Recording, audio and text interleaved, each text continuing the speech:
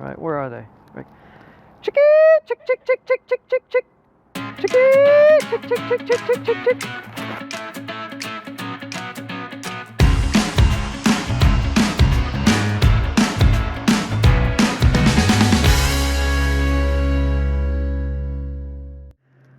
Hi guys, welcome to another episode of the Pollination. Pollination, get it? Okay, so I'm going to talk, this is the winter. It is January 10th. And of course, you know by the title, we're talking about increasing your chicken egg production. Whatever type of breed you have, species or whatever, this is about increasing your egg production. It's like some of you may be wondering, what am I doing wrong? Why are some people getting more eggs? And you know, I've got birds and they're just not spitting them out like they used to.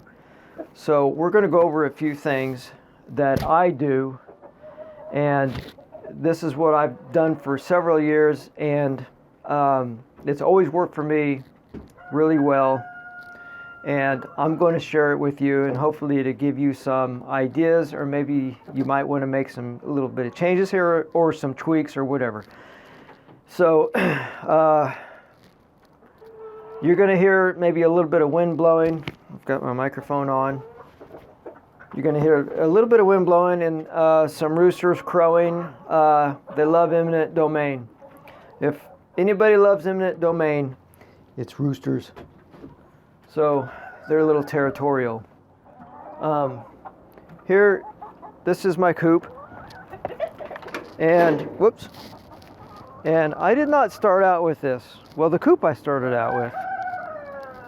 But I didn't start out with all of this. It's been acquired through the years. And that's one thing. You know, for those that just talk and are verbal and procrastinate, you got to start with what you have, and that's what I did. And that's your best teacher. It's just starting out right now with the things that you have. Okay, so that's not what the video is about. I'm not trying to go philosophical or anything on you right here. But okay, let's get into this. Okay, now I'm going to start listing off. It's going to be a line item thing for you. And it's not going to be any particular order. But the number one thing to understand about chickens is that you keep them happy, happy, happy. Okay? Happy, happy, joy, joy. That's for anything. That's for us. That's for any animals. Okay? The more happier they are, the more production you'll see for them, and the healthier they'll be, and the more docile they'll be, and whatever nature they have, it just profoundly overtakes anything else. Okay, so one thing that you got to understand is you have to watch your chickens. You got to know your chickens. You got to understand your hens, understand your roosters. You got to be out there. You got to be with them. You can't just, set it and forget it. Sometimes it works like that, but sometimes it doesn't. You got to know. You got to watch. You got to see. You got to communicate with them. You got to let them communicate with you. So you got to know what's stressing them out. Stress will drop your egg production. Okay? That's Poppy. And they can become unhealthy as well. Stress, I mean, like all of us too. Stress does not do any living creature any good. So find out what's stressing out your chickens. Be with them. Be out there with them. You have to take time to be out there with them and understand them. Let them get used to you and watch their behavior. Just study them, and if something is out of the ordinary, you got to correct it and you got to remedy it. It's kind of, you can sum it up in two things. Okay, so we're going to go through that right now. This is no particular order, but the proper diet. Okay, so feeding them all kinds of varieties of things is great for chickens. Okay, some people are natural, organic, or they're whatever you can feed them, right? This is not anything about strictly organic or anything. It's about egg production. Okay, so however you do raise your chickens is up to you. Okay, this is what I do. So anything you glean from it is what you glean from it. Okay, so grains. It's very important to get quality grains. Okay, some people will feed a high protein diet for the egg production. That's not always necessary. Okay, you got to kind of play around with the foods that you feed them. We have 25 laying hens and we get 21 eggs per day. So that's really not bad. Okay, that's pretty good, especially in the wintertime. Okay, so say you have a 16% versus a 20% layer pellet grains. It depends on the quality of grains. You can go to some of these big box stores or these grain elevators and you can get cheap grain, and that's not necessarily the best way to do it because you just know. Okay, so you can use that and then you can switch over to a more quality grain, and then you can find out, oh my gosh, they're laying much better with a quality grain. But it may not be just the grain, it may not just be a grain issue. There's some people that don't even feed grain and they free range and they just get some stuff. And they might supplement a little bit of grain here and there. And we'll touch into that a little bit later too. But I get from a local supplier here in the Metro KC area where they manufacture it right on site, and it's as fresh as you can get as far as pellets. Now, the pellets are as old as the grain would be, but still it's grain. And we really don't, sometimes we feed a 20%, sometimes we feed a 16%. It depends on what the chickens are doing at the time, the roosters or the chickens. If they're molting, you want to up their protein. You want to go with a 20%, help them scooch. You're gonna knock over my tripod. Sometimes you want to go with the higher protein when they're molting because they got to get those feathers back in as quick as possible. You'll see an egg decrease when that happens. That's generally in the fall, and it can carry into the winter depending on what your zone is. Then you can cut back, after they're molted, you could cut back to a 16% layer pellet. And the layer pellets just depends on what soy is in there, the amount of corn that's in there, or wheat or oats. And then, again, it goes back to what the quality grain is, okay? Another thing is not just feeding them grains, but it's feeding them a little bit of scratch. Now, some scratch is just full of corn and a little bits of other things. You want more than just corn, because corn is not, the best. It's already in their feed, but you don't want to start feeding them more corn. You want to add other nutrients as well. You want to add oats and wheat and milo and millet or whatever. And again, the scratch grains doesn't have to be just that. It can be a lot of different other things, okay? But get a good quality scratch grain. And don't feed them the scratch grain just because you want to love them and you want to give them a cupcake and a cookie here and there. You're not grandma. You're just giving them a little something extra to make them happy, okay? Happy, happy, happy, joy, joy. That's what you want your chickens to be, for them to be most productive. Another thing is your table scraps, your kitchen scraps.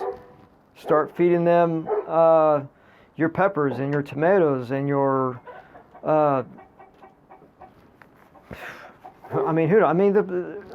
the list is endless, right? So what we have here is we've got A lot of different things here. I got a box here that is going old, but it's a box of Simple Mills, non-GMO, gluten-free, all that stuff. You know, the chickens love it. But it can either go in my compost pile, I can feed it to the worms, or I can feed it to the chickens. And I'm just going to feed it to the chickens right now. And also, a happy chicken is a good, well-trained chicken. So, see if I can do this. And sometimes you can cull them, like I'll do here. Sometimes they can kind of see what I'm getting ready to do. All right, where are they? Right. Chicky, chick, chick, chick, chick, chick, chick, chick. Chicky, chick, chick, chick, chick, chick, chick, chick. That's their treat sign. That's their treat sign. They know they're getting ready to get some treats. Chicky, chick, chick, chick, chick, chick. I might even call one out of a nesting box.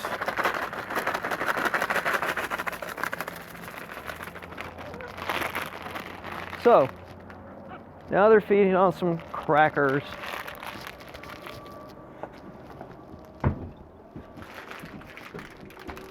All right, we'll throw that away for later. Okay, and as you can see, I have, where is she? We've got a hen over here in the nesting box. Can you see her? I don't know, because I can't, I'm on selfie mode. She's over here. Okay, we're just gonna, okay, camera's gonna go a little funky here for a second. What do you got for me? Oh, that's nice. See, we got an egg. We got an egg already. Oh, and we have another egg here too. So we'll just put that up here. Okay. I think she is a startup because the egg's not really all that big, but she's kind of a startup. This is what we get. That's what we get more likely. Large grade egg. Large grade egg, large grade A eggs. Okay, so feeding them your leftover kitchen scraps, anything that comes from the ground, let it go out to the chickens, okay? Another thing is your minerals, like oyster shells, very important if you want the good, nice, solid eggshells. Now, I've seen this many times. I've seen people not have very good eggshells, and eggshells are too thin because they're not getting enough minerals, and they got to have oyster shells or pebbles and things like that for grit. Much like worms, they got to have grit, and this will help them build their eggshell. And another thing that I feed them is, along with the minerals, is I feed them diatomaceous earth, because it's silica, and it's been proven time after time after time by Nobel Prize winners that silica is very important. I've been ingesting this for 10 years, okay? And I add it to their chicken feed. I've been using it.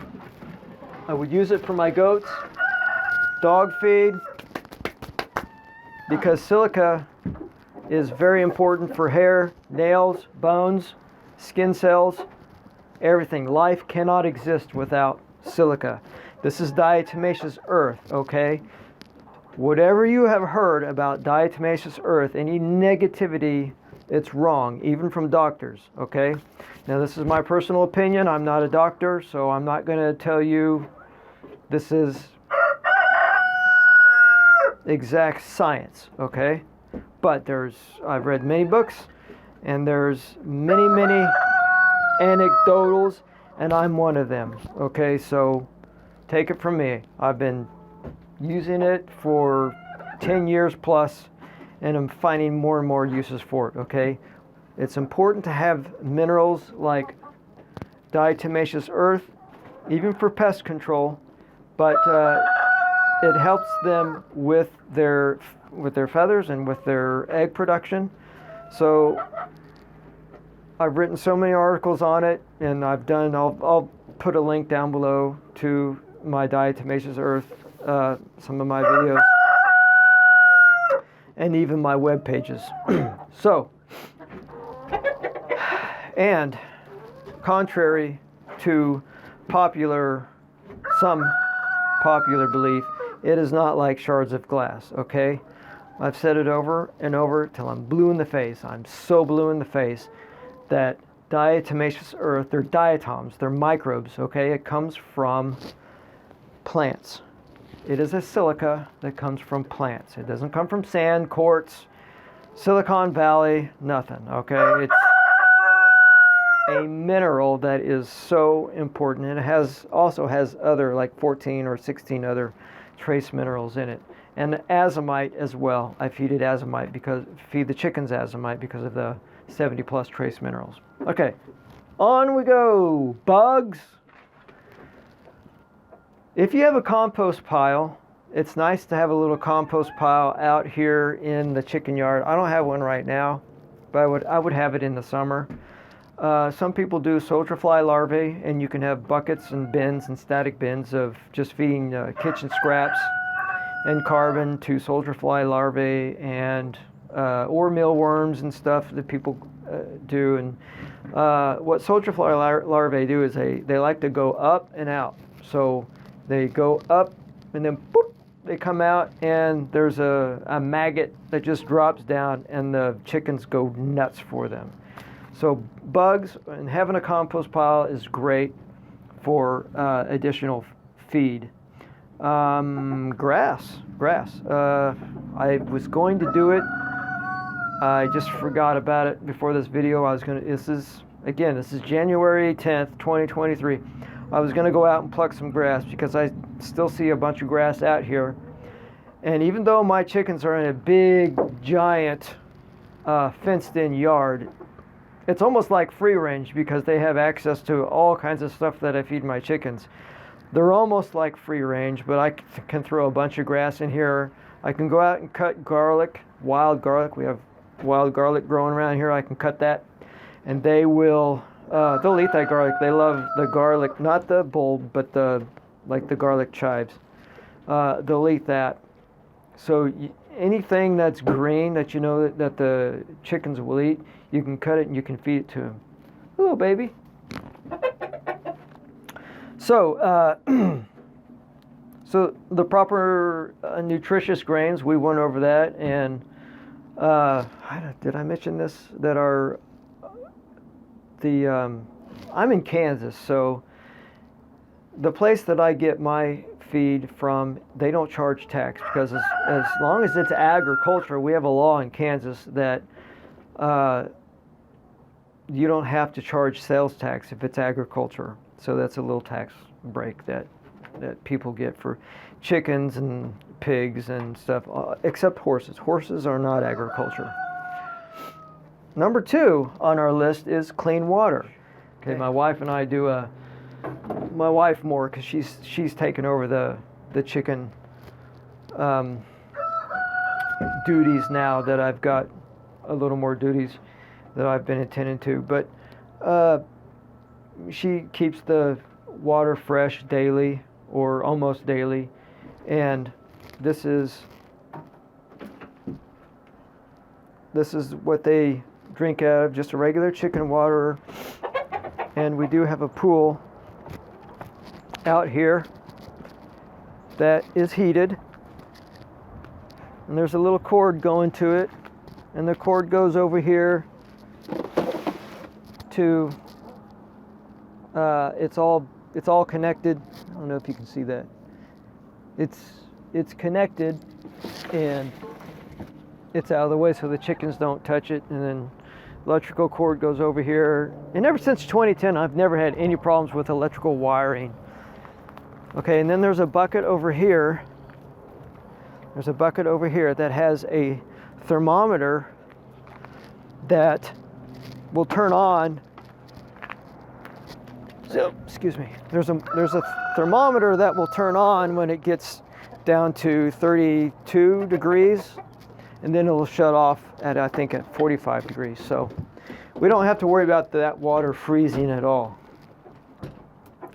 So the water stays de-iced, and there are other ways that you can make sure that the water keeps from freezing or freezing as much as possible, and that is you can add salt to it. You can get a water bottle.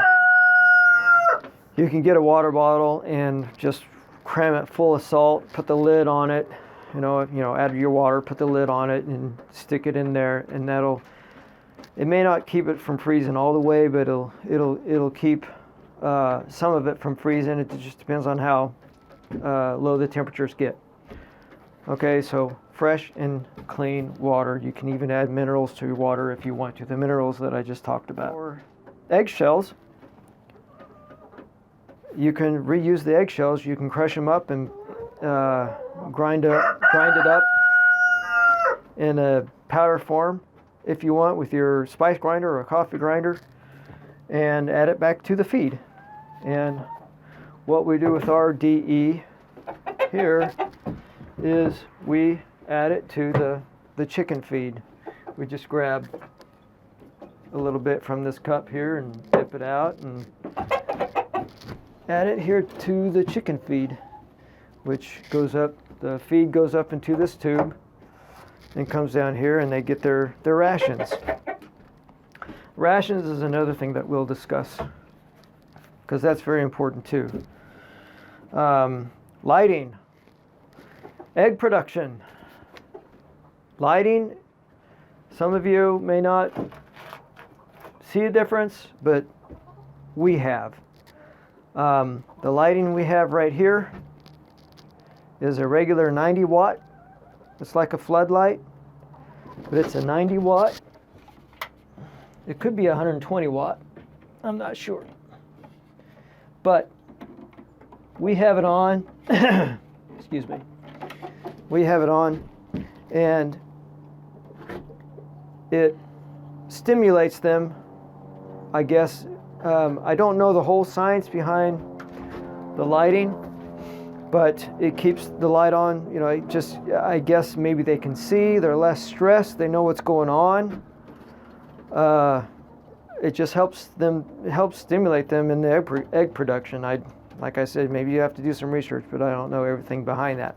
Also, this water feeder, the drinker, is not heated, but the light, because we need the light source, is heating up the water and keeping it from freezing. So it's out of the wind because it's in the coop, and the coop is, all the windows are covered right here. They're covered, and I've got all the doors closed. There's only one window that I have open, and that's the back one. So we have windows on all four sides. So the only one that I don't have covered up is that back one. So, and there's plenty of cracks that the wind can blow through, and oxygen and moisture be able to leave. Any ammonia is blown out, but we don't have issues with ammonia because we keep everything clean in here.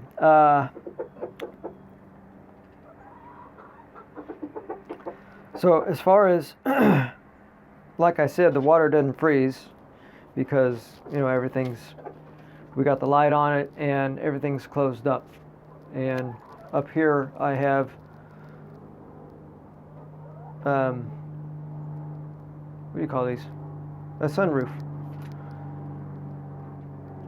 So they get their lighting that way as well during the day though, but it just keeps it from being so dark in here. So pest control, okay, that's another, that falls under keeping your chickens happy and keeps them from being stressed out. What we do for pest control, and I'm being honest with you, okay? I don't have pests. Our chickens do not struggle with pests. They don't struggle with the mites. They don't have them because, again, it goes back to DE, diatomaceous earth. We sprinkle it on the floor. We sprinkle it in the nesting boxes. We keep the nesting boxes clean. We'll clean it out. We'll clean the nesting boxes out maybe twice a year.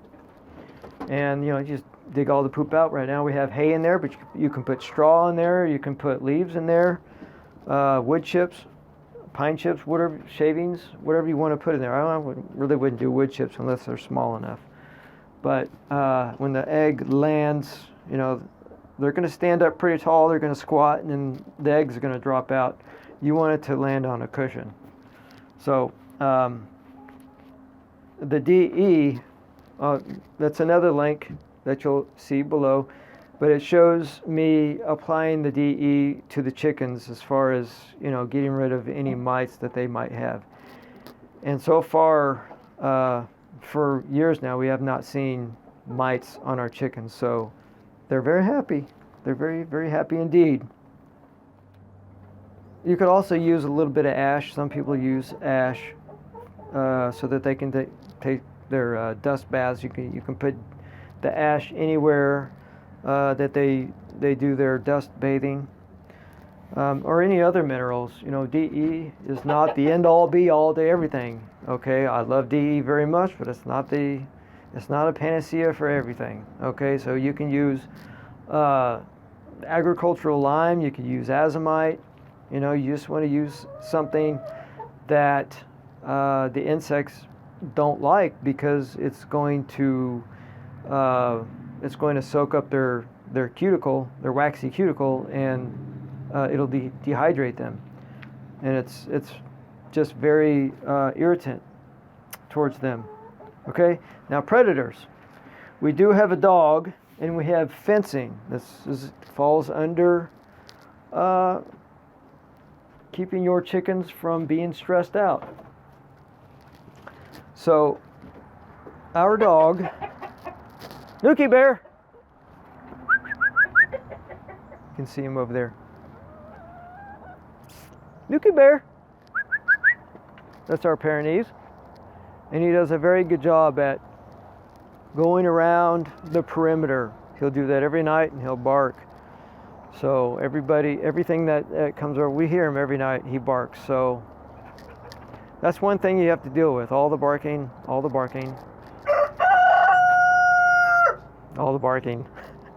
and the crowing. But the eggs are worth it, right? That's what you're doing it for, right? That's the whole reason for doing it. The coop and the fence. The fence is a 5-foot fence. It keeps predators out. We used to have a fox that would jump my little 3-foot fence. The chickens wouldn't get out, but the foxes, they could get in, and we were losing some chickens due to that. Now we've only lost one chicken this year. Even with our dog out here, we've only lost one chicken. We don't have a camera. We do intend on installing camera in the future so that we can find out what's going on at night. Very, very helpful. But we lost one chicken, and we don't even know why. Matter of fact, when my wife came out and saw the dead chicken, she introduced the dead chicken to Nanook, and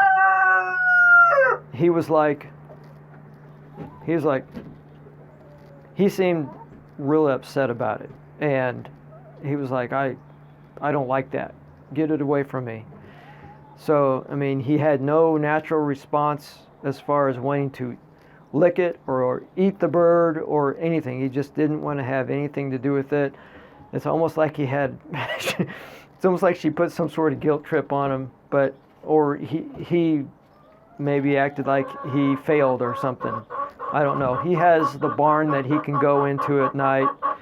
So I don't know if it was real cold or what, but he does pretty good at keeping predators away, even the hawks. Shh. I'm on camera. Hawks, eagles, and owls. Vultures, you don't have to worry about. I've never seen any issues with vultures. They're vultures, so they like to feed off things that are dead, carcasses and stuff. I know. You can get up here. Come on. Oh, somebody else has got your place. When you hear that, that's when they want to lay. They want to lay their eggs.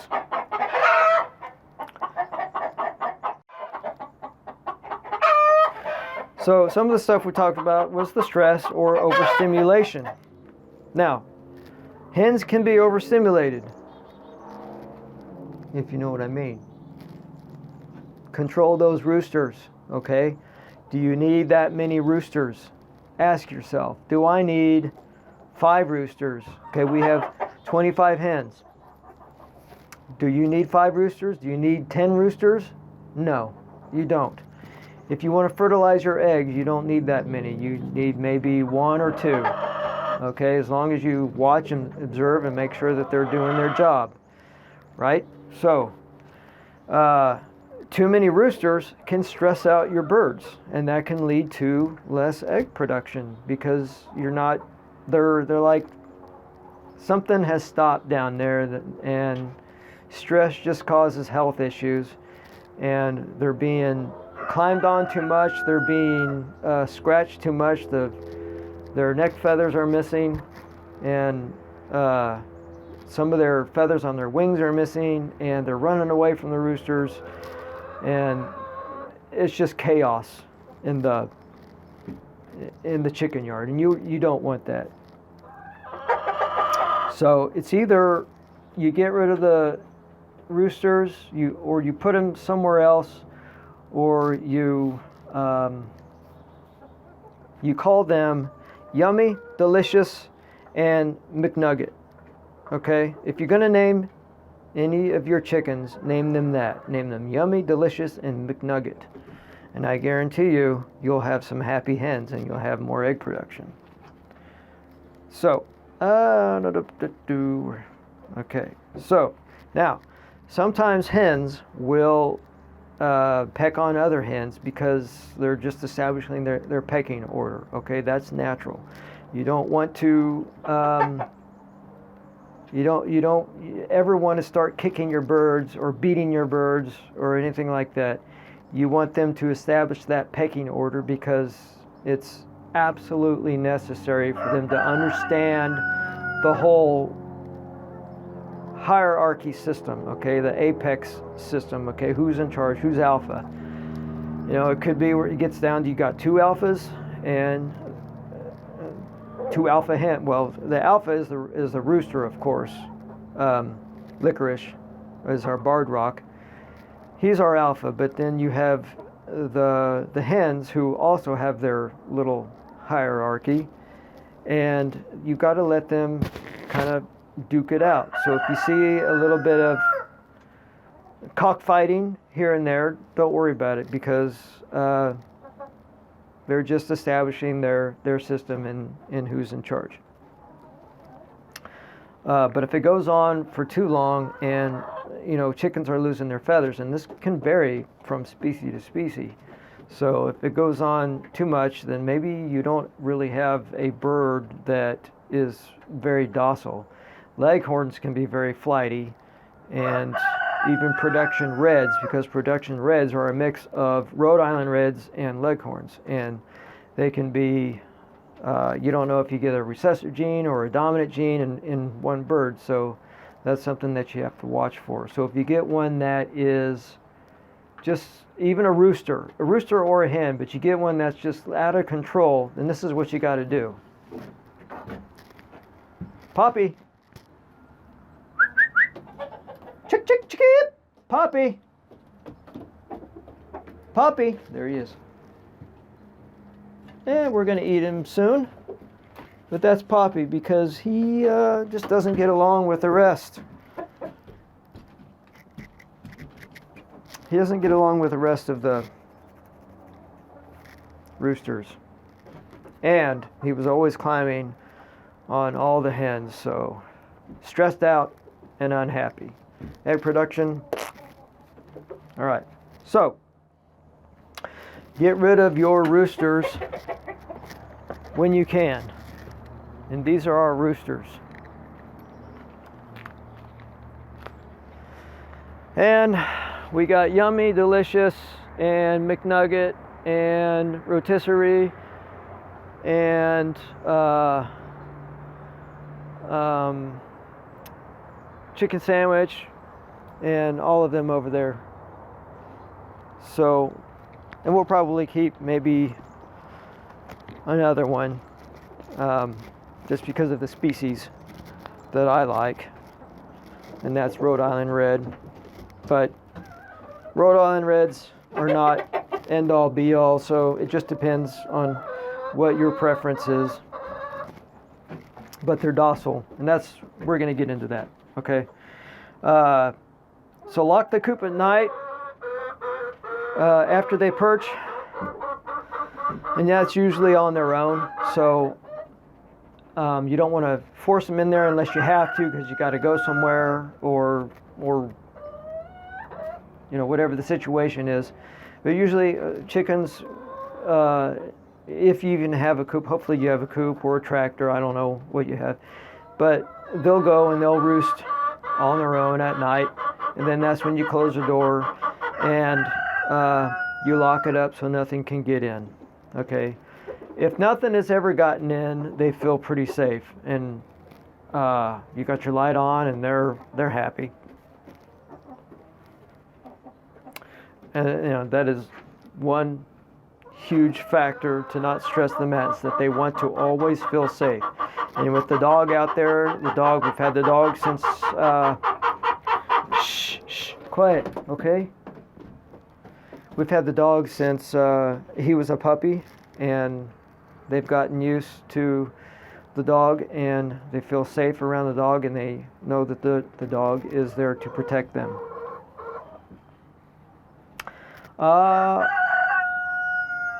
Another thing we'll go over on this line item is making sure that you got a clean coop.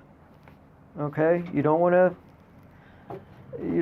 to bring in diseases, when you let the poop pile up.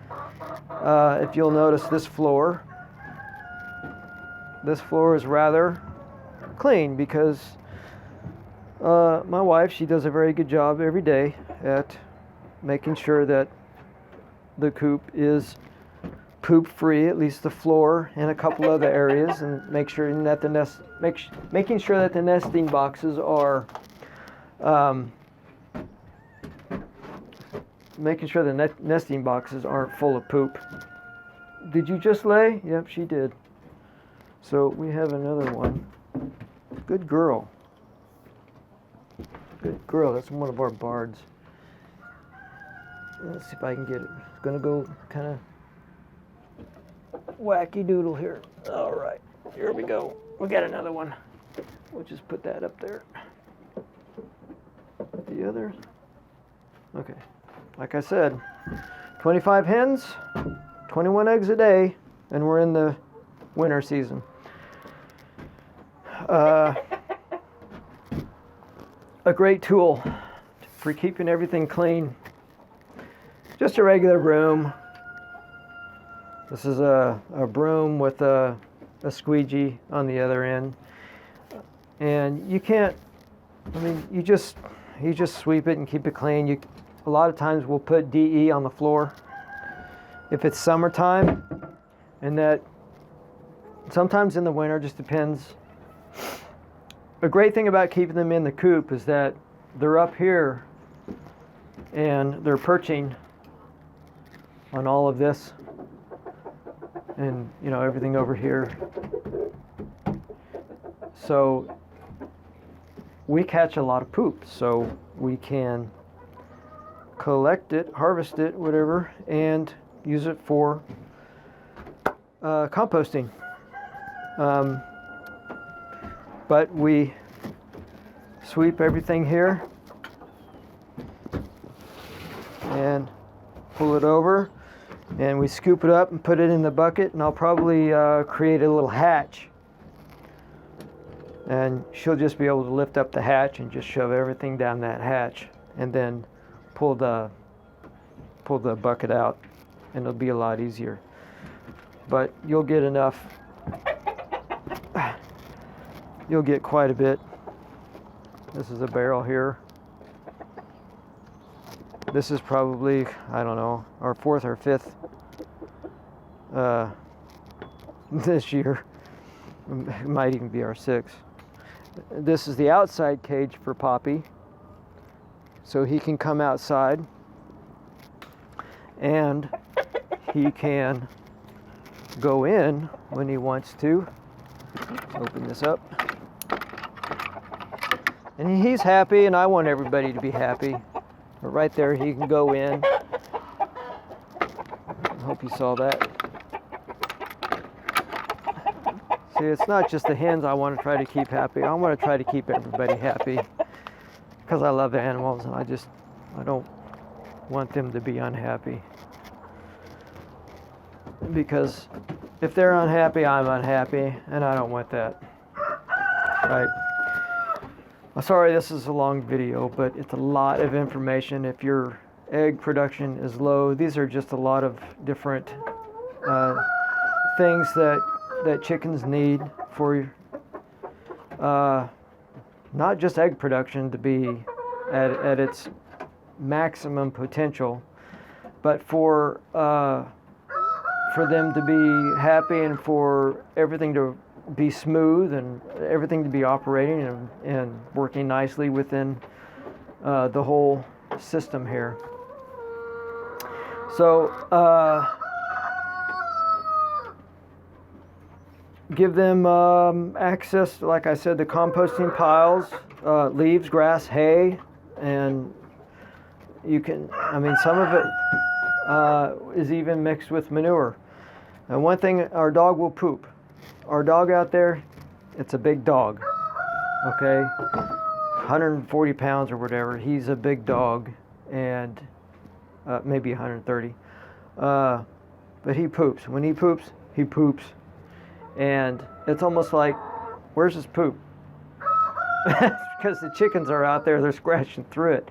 I don't know what they're getting, bugs or little insects or what they're even doing, but they scratch around, and it's almost like we never even see the poop. So it just blends in with the terrain, and it becomes part of the soil, the surrounding soil, and I'm sure that the earthworms are benefiting from it as well. So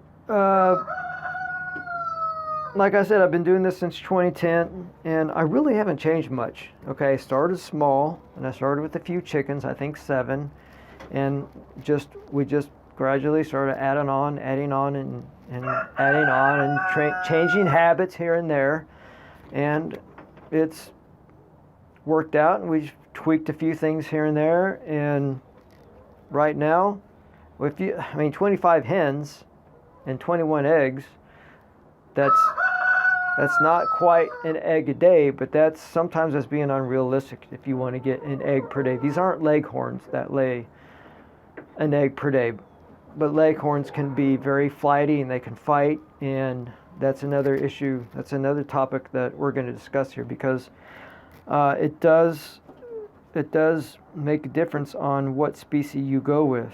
So I like the Rhode Island Reds, the Barred Rocks, the ISA Browns, the Production Reds, not quite my favorite, but you can get some good, a lot of good eggs there. But stick with your docile birds and your birds that lay not quite every day, but maybe every day and a half to every 2 days.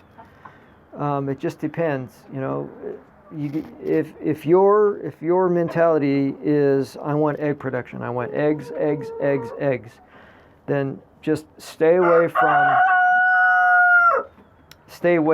I want blue eggs, I want brown eggs, I want green eggs, I want all kinds of different colored rainbow eggs. I want pretty birds. I want this bird. I want that bird. You know, it's like you have to make a decision.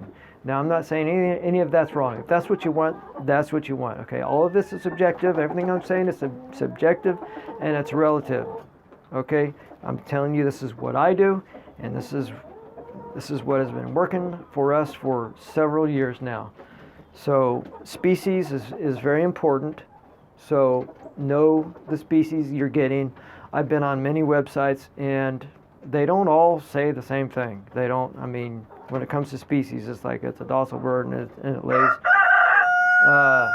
an egg a day, and it's like, you know, it just depends. You know, another thing is that you want to keep your breed fresh. What I mean by that is you don't want old hens. Old hens, they start decreasing in egg production. So a good rule of thumb is about every, I'd say, 2 years, you want to replace with a new chicken, and that's a whole nother topic. But you know, that's all in how you incubate. As far as, you know, getting boys or getting girls, male, female, it has to do with temperature and your temperature settings. So I'm not going to discuss that right now. It's such a big topic. But those are a few things to think of. You want to have plenty of room for them to roam around in, because if they're all corralled in a small area like a chicken tractor, and you've got too many chickens for a chicken tractor, not that they will, but they can be a little stressed and peck on each other. And don't clip their beaks. You know, if their beaks are, and I've seen this, and I bought it from an individual. I bought some chickens where he cut their beaks just because that was what he did, and it kept them from pecking on each other. When you do that, it's basically like taking somebody's gun away. Okay, it's like a cat. And if you take a cat and you declaw it, and you say, go on out there and go potty. It's like, well, you just took my guns away. How am I going to protect myself? Right? So their beaks, it's a tool, and they have to use their tool, because you can almost, sometimes when they're clipped, you can almost see their tongue. You can almost see their tongue just with their beaks closed. It's a tool, and it's also a weapon. Okay, it's just like the roosters. When the roosters have their spurs, if it's a good rooster and you love that rooster and it's a docile rooster, let him have his spurs, because that's what he's protecting the flock with. And it's very important for them to keep their spurs, and the hens have an understanding that, hey, you're protecting me, and I'm happier with the protection. Go on, girl, lay. We've got a barred rock in there. She's going to lay. So the species, of course, is completely up to you, and it depends on what your use of the bird is. But if we're just talking egg production, you got to go with the species that lay nearly every day to every 2 days. That's really all I have. You know, I'm sure the list can go on and on. Well, we don't need this light anymore until tonight. But we're getting ready to get another egg here. So these girls are feeding, and sometimes another thing I wanted to discuss real quick here is, hang on a second. Another thing I want to discuss here is the food production. Not food production, but when you're feeding your birds, you don't think that you have to feed in order to get egg production. If you have really bad quality of feed, then maybe you do have to feed a little more. But just get quality feed, and their crop here, when you feel it, you want to be able to feel that there is food in there. Some birds can, establish their pecking order, and some birds, like Pearl, for a while there, she was not getting much, and she got kind of sick, and then we brought her in and nursed her and made sure that she got some food. But you want, and she didn't have much in her crop, so you want to make sure that you can feel at least that crop is half full to 3/4 full, somewhere around there. They don't need to have a very hard crop, because that's not the answer to high egg production. The answer to high egg production is being happy and being stress-free and having a healthy diet. So they don't need a big full crop. They just need food in there. When it gets low,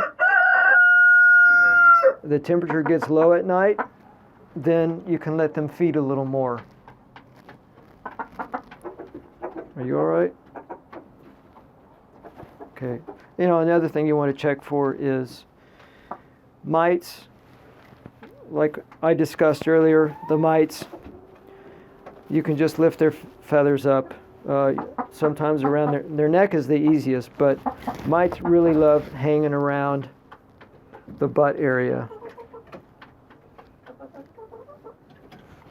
Get that on there. And if you just check that area, sorry, not grossing anybody out, but it's necessary. You just take a few and grab them. You don't have to check every single one, because if you have a mite infestation, you're going to know it from a few birds, okay? No birds have any mite infestations or any mites whatsoever. We have not seen any at all this year. So, matter of fact, we haven't seen any for a long time, and I think I already mentioned that. But anyway, that concludes this edition of the Pollination. So I hope you glean a lot from this, because think about your yard, think about your chickens, think about what you can change to increase your egg production.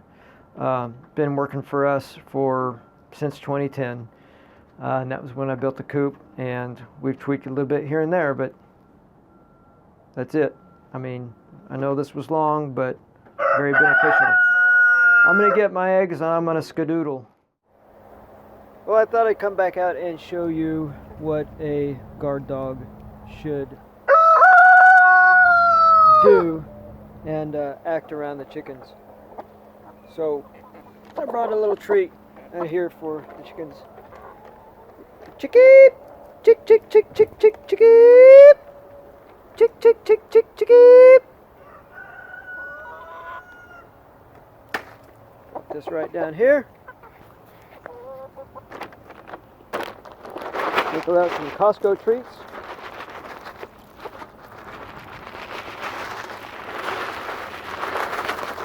There we go. I'll pick up that bag later. Okay, and the dogs are going to like them too. But this is what I want to show you. There we go. Hey, Looky Bear, Looky Bear, Looky Bear, Looky, Looky, yeah.